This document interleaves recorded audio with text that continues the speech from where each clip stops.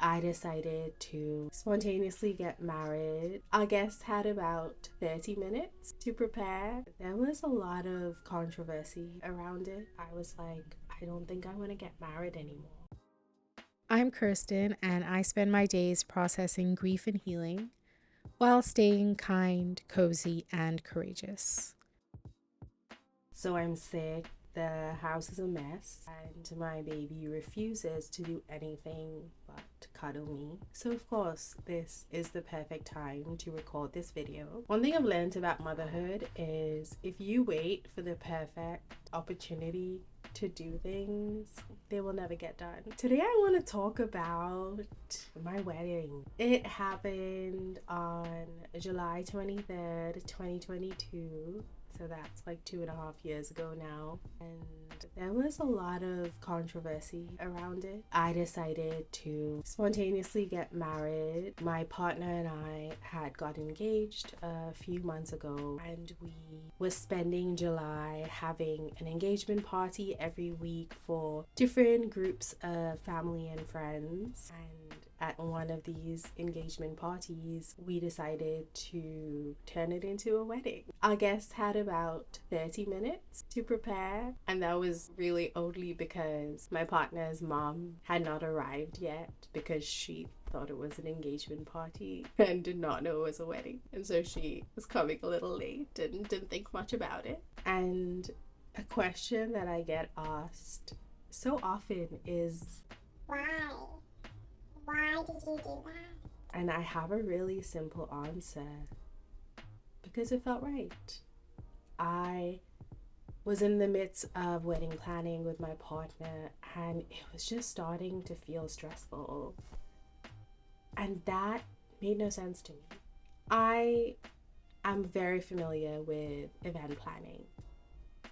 So planning events is not stressful for me, but the stressful part about planning a wedding was all the emotional and mental labor around the politics. Who are you inviting? What traditions are you going to have? What gender norms and rules are you going to perpetuate? And it just didn't feel like my partner and me, we decided to get married because the love that we have for each other felt like a love that we wanted to commit to for the rest of our lives. It's a love that's rooted in justice. It's a love that's full of respect. It's a love that is very intuitive. And I had a conversation with my partner. I was like, I don't think I want to get married anymore. Like, can we just stay engaged for the rest of our life? And he was like, I don't want planning a wedding to be stressful. See, the thing about my partner and me and our relationship is we don't really feel the need to do things just because that's the way they're done. And it started to feel like this wedding was happening a certain way just because that's the way it's done. Like, I think as a society, we have just accepted that planning a wedding has to be stressful and that a wedding is not about the two people getting married, which is like so wild to me. I understand considering other people when planning a wedding, but considering other people over yourself, like, that makes no sense to me. Like, the wedding is about you. Like, why are we enabling family and friends to perpetuate toxicity? I don't get it. And so that's why on the day of our engagement party, my partner and I were like, what if we just get married today? Like, yes, not every person that we would have wanted at our wedding was there, but I guess I felt like the people that weren't there, the ones that mattered to us most, would understand. And so we did it. We asked my mom. She thought about it for about 30 seconds and then said yes. And, after everything that transpired after the wedding, I understood what happened in her mind during those 30 seconds. I knew that she was predicting the consequences I would have to face for having a spontaneous wedding.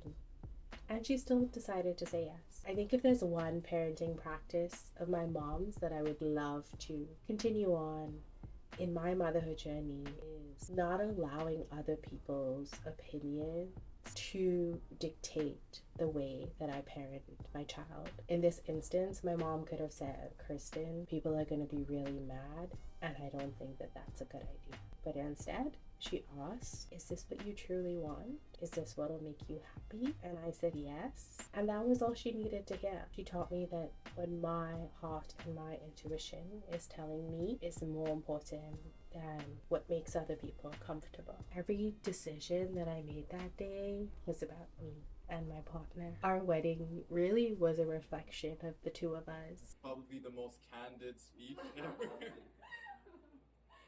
So, Kirsten, I really don't know where to start. And most of all, I'm so excited for both of us to share our hopes and dreams and be there as we make them. On my Instagram, I asked you all to send in any questions you had about my wedding. And one of the questions a friend asked was, what is the first moment that comes to mind when you think about joy from the day? This was such a hard question for me to answer because honestly, the entire day was so perfect. I wore the sari my mom wore for her own wedding that my grandma draped for me and still had henna from my last engagement party the week before.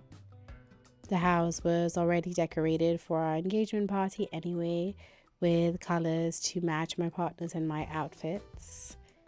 And I stole one of the flowers from a vase and used that as my bouquet. My aunt made a photo booth backdrop for us, which ended up being our wedding altar. Both my partners and my moms walked us down the aisle and said a few words. My mom led the whole ceremony with her phone and scribbles on a sheet of paper. Two of my best friends, Emma and Caitlin, were visiting from Japan and Vancouver, so they obviously ended up being my bridesmaids. We took some flowers from our decorations last minute and made matching corsets.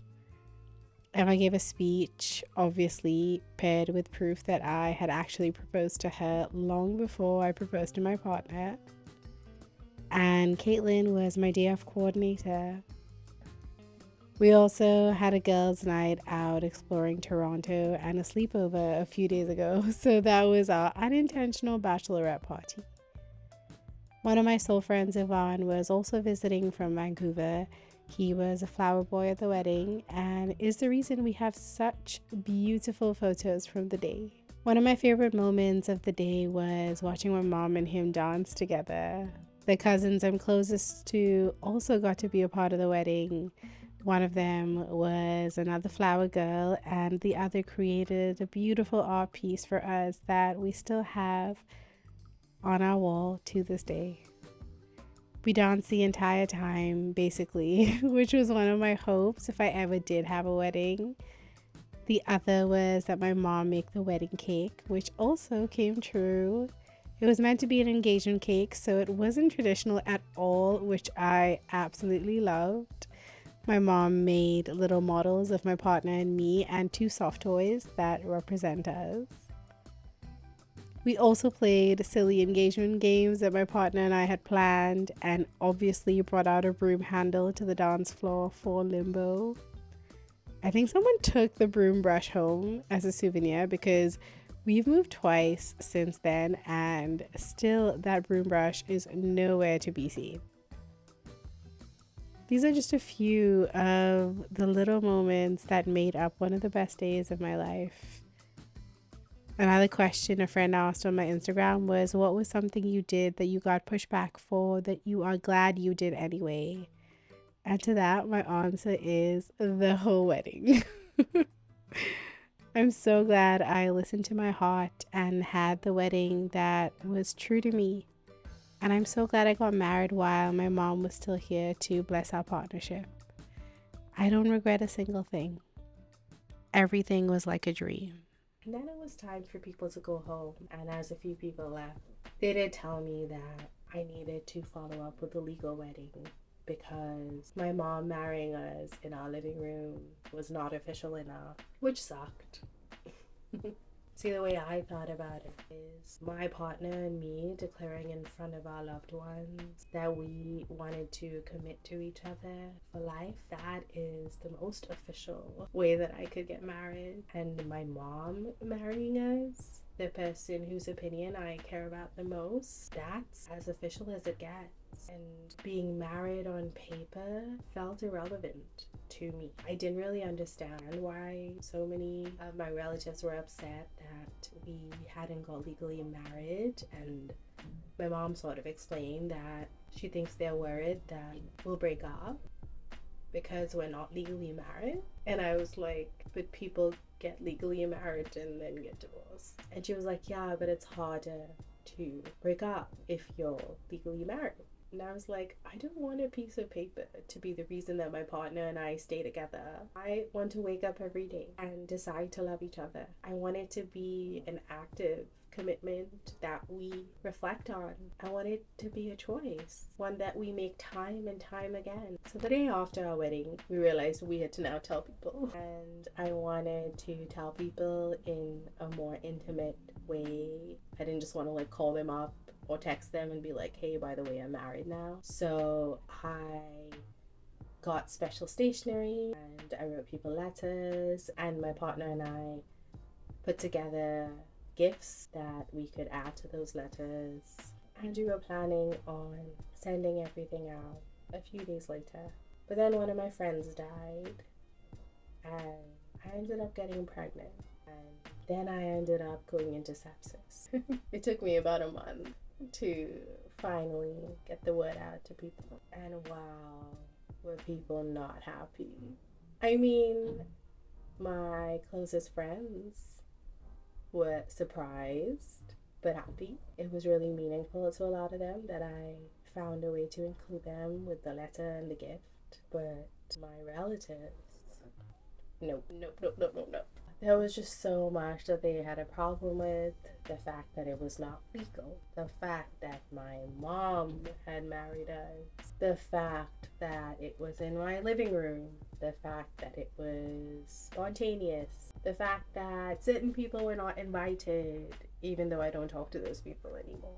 The fact that we hadn't followed all these traditions that were really important apparently to have at weddings.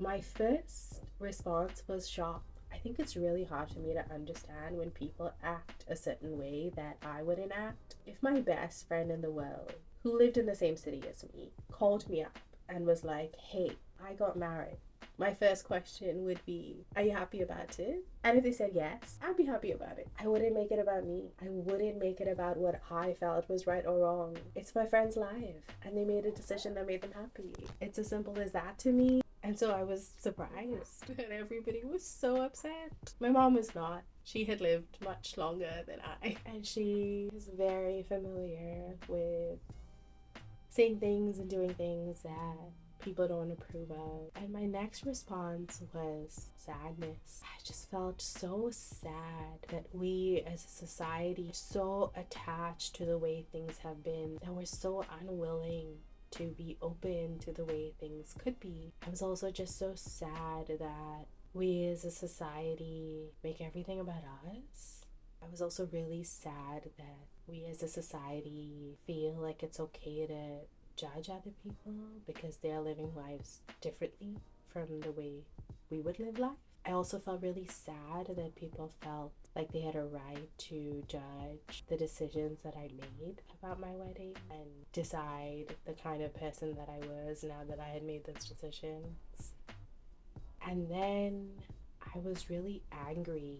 I was angry that people tried to rob this beautiful, joyful experience from me. And I was angry that people took so much of my mom's time and energy complaining to her about the decisions that I had made about my wedding. Now looking back,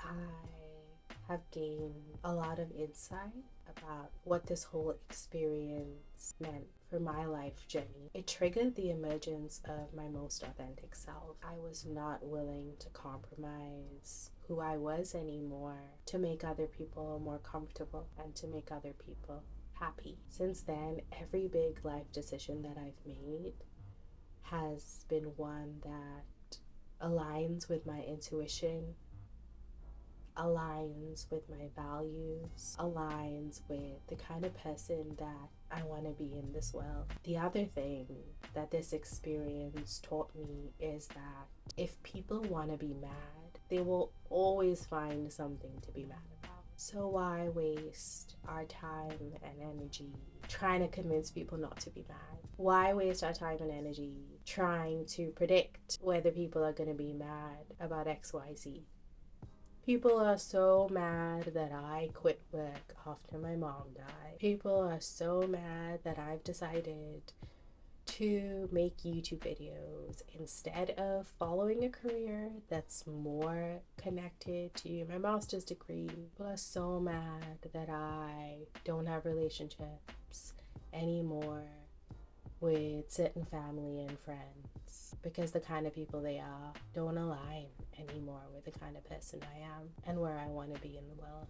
People are so mad that my grief still continues to take up so much space in my life. People are so mad about the way that I mother my child, from her taking my last name all the way to me prioritizing her needs over other people's needs when I parent her. The list goes on.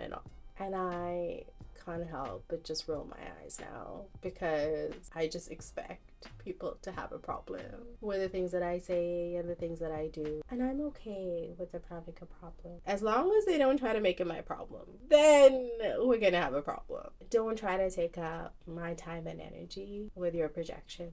This is a space of healing. If you are not interested in speaking and doing out of love, please exit the premises.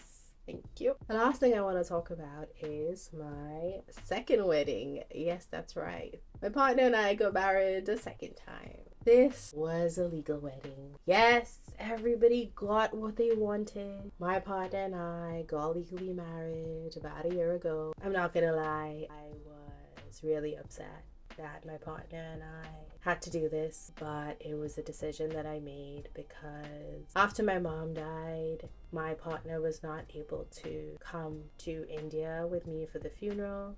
Even though being common law is recognized in Canada, it's not recognized all over the world, and so they wouldn't give my partner an emergency visa, and without an emergency visa, he would not have gotten a visa in time to go down for the funeral. Mind you, multiple people very kindly let me know the day of my mother's funeral that I should have gotten legally married to avoid the situation. Yeah, major I told you so energy. Very appropriate for the day that I buried my mother.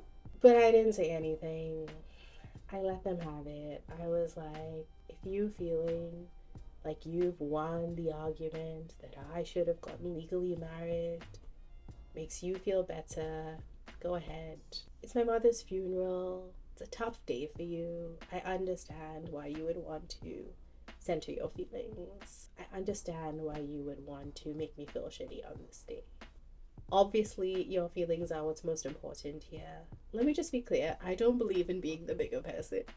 Just want to put that out there. I merely made this decision to save my own time and energy. Because I didn't believe wasting my time and energy was worth it. After being legally married for a year, I will admit that things have been easier in terms of the state recognizing us as a partnership. Getting access to my partner's insurance has been a blessing, and having my partner and me have access to each other's everything in times of medical emergencies and being legitimized according to border policies is so helpful. But I wish it didn't have to be this way. I wish our living room marriage was enough for the world, because it certainly was enough for us. Thank you for giving me your time and energy as I share a story that's been in my heart for the last 2.5 years that I'm finally ready to put out there. I hope my story sparks a reflection in you about your relationship to the wedding culture that we've created as a society. If you want to hear more about marriage my way, I made this other video that you might want to check out. Bye for now.